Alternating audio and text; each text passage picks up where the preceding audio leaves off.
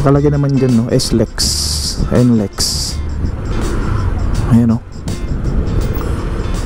Mukhang maglalagay na yata ng ano, yung extension nito, yung papunta dito sa may bandang Ross Boulevard, yung merong abang dyan na on-ramp tsaka off-ramp. Ayan, malapit na rin buhusan to, itong sa may outer lane nya dito sa may bandang kanan. Meron na siyang ano ito, yung lupa dito na tinambak. Oh, inaangat na tong ano, pang drill nila. Laki.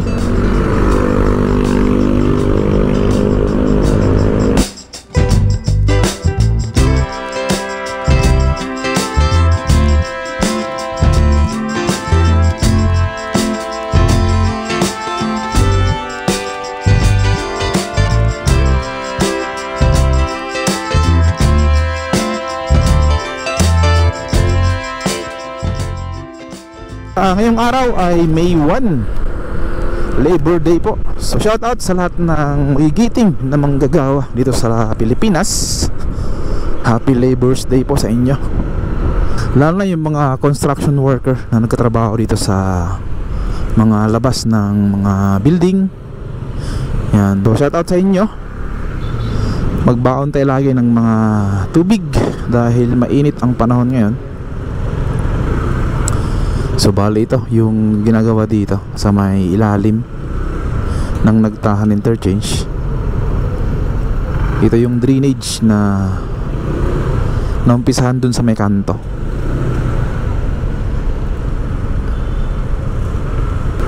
Ayan ito. Kaya minsan ay choke point dito, imbudo, dahil ginagawa tong ano dito, drainage system. So tiis lang dito dahil matapos din yan. Hanggang dito yan sa may kanto. Lalim na ng hukay dito. Tapos katabi lang niya itong ano, Plaza Azul dito sa may kaliwa. Yan, ginawa ng parkingan to. So dito tayo sa may bandang Quirino Interchange. Tignan natin dun yung update ng ginagawa nilang on-ramp papuntang south dito sa may Osmeña. May mga ano na dun heavy equipment at bubutas na dun So tignan natin.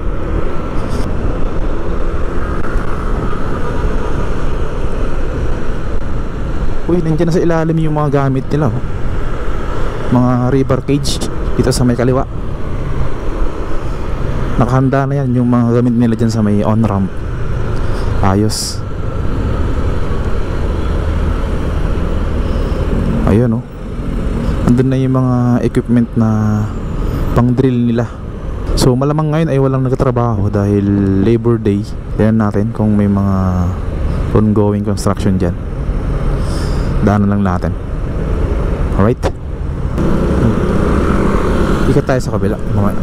Pero daan mo natin yung ginagawa dun na rehabilitation ng kalsada.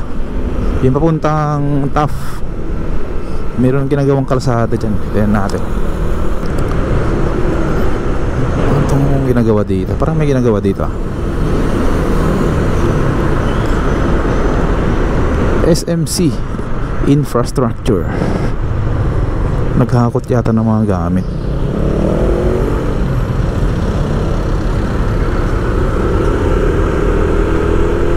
Diretso tayo.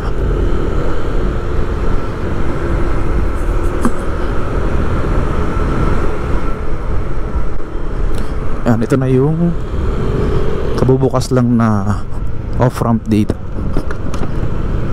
Ito, off-ramp going Taft, dire-diretso hanggang Ross Boulevard. Sa proceed tayo. Yan, dito nakalagay naman dyan, no? S-Lex, N-Lex. Ayan, mukhang maglalagay na yata ng yung extension nito, yung papunta dito sa may bandang Ross Boulevard. Dugtong to sa Salex, yung gagawin nilang Salex dito sa may R10.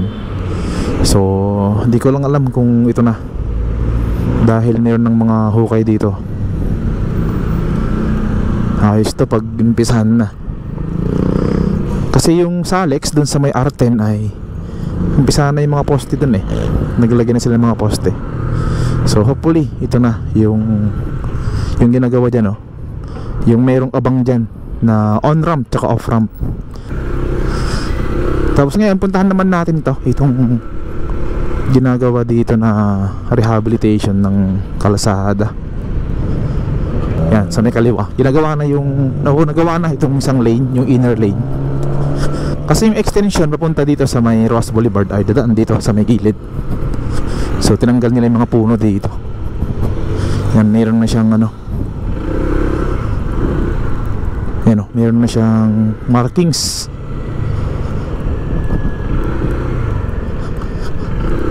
Yan, dadaan sa may taas ng Quirino Station.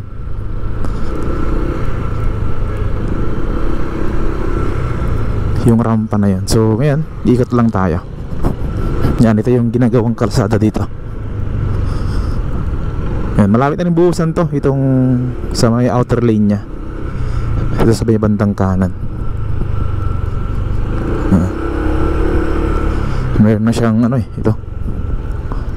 itong lupa dito na tinambak.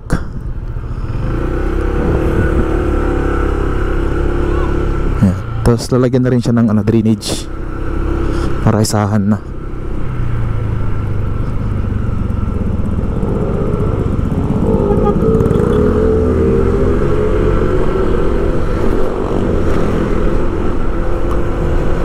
So diretso tayo.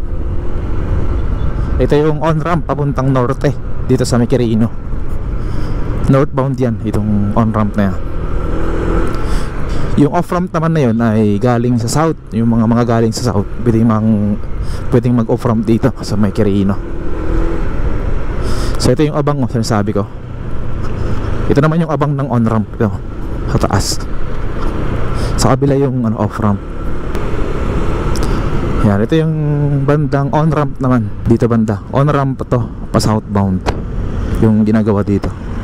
So nandito na yung mga heavy equipment nila, yung mga truck. Yan. Hopefully meron ng mga nakatayong river dyan. Tignan natin. Malapad-lapad din to. Itong sinakop ng malapad-lapad din. Ang laki kasi nito, itong equipment dito. Oh, inaangat na tong pang drill nila. Laki.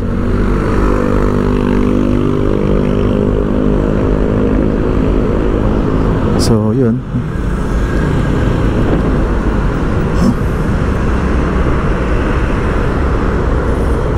So halos 2 lane yung na-okupa dito sa may area na to. So kahit ngayon holiday ay merong gumagawa. Kasi ito yung chance nila para magawa to. Kasi pagdating ng mga may trabaho o walang holiday ay traffic dito. So talagang puspusan yung ginagawa dito. Magawa lang tong on-ramp dito sa parte ng Osmeña papuntang south. So saludo kami dito sa mga trabahante na to, ang mga trabahador dito na kahit holiday ay talagang puspusan, nagtatrabaho sila. Good job. Alright, so tinarin sa unahan kung meron dito banda. Kasi naglagay na sila ng bakod dito. Ito, may mga concrete barrier. Yung last na nakita ko dati na soil testing nila ay hanggang dito. So di ko lang sure kung hanggang dito yung postering niya o hanggang doon lang sa may curb yung parte na lalagyan ng poste. So yan, dito na tapusin itong update natin. Magpalipad tayo ng drone para makita nyo naman yung update sa taas. Let's go!